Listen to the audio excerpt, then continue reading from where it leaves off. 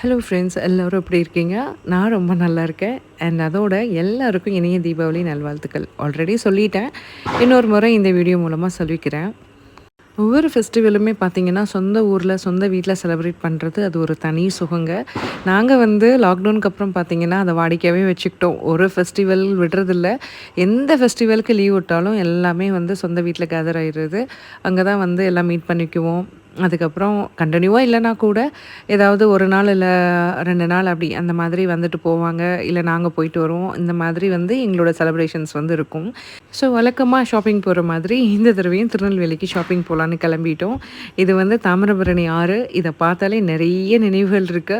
திருநெல்வேலி வந்து நான் வந்து கல்யாணம் பண்ணி போன ஊருங்க. வாக்கப்பட்ட ஊரு. ஸோ அந்த ஊர வந்து மறக்கவே முடியாது. அதுவும் இல்லாம பார்த்தீங்கன்னா, கல்யாணத்துக்கு முன்னாடியுமே அம்மா வந்து அங்க ஜெயில் வார்டனா இருந்தாங்க. குக்கரகுளம் ஏரியால. இந்த ஆறுக்கு பக்கத்திலேயே.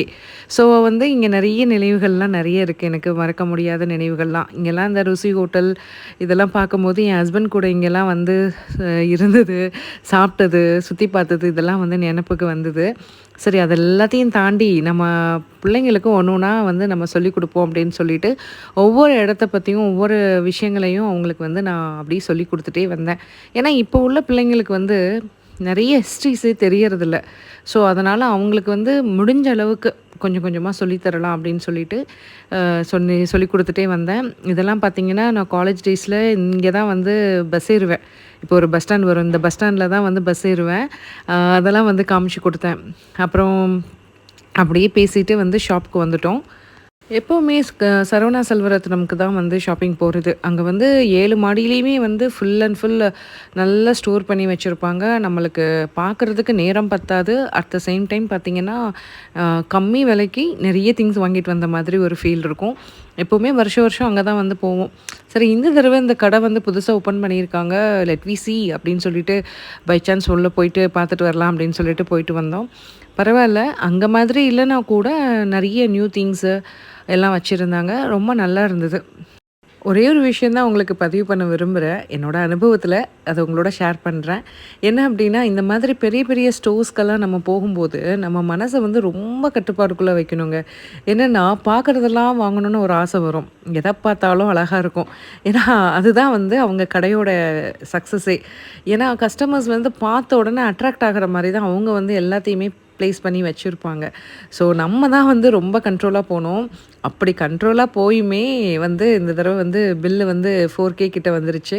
நான் அப்பவும் நெனச்சேன், பார்த்து பார்த்து வாங்கி இப்படி வந்திருக்குன்னா, கொஞ்சம் யோசிக்காம வாங்கியிருந்தேன்னா என்ன நிலைமை ஆயிருப்போம் அப்படின்னு சொல்லிட்டு, சரி பரவால்ல எப்போவாவது ஒருக்க தானே பிள்ளைங்கள கூட்டிட்டு வரோம் அப்படின்னு சொல்லிட்டு, இட்ஸ் ஓகே அப்படின்னு சொல்லிட்டு விட்டாச்சு.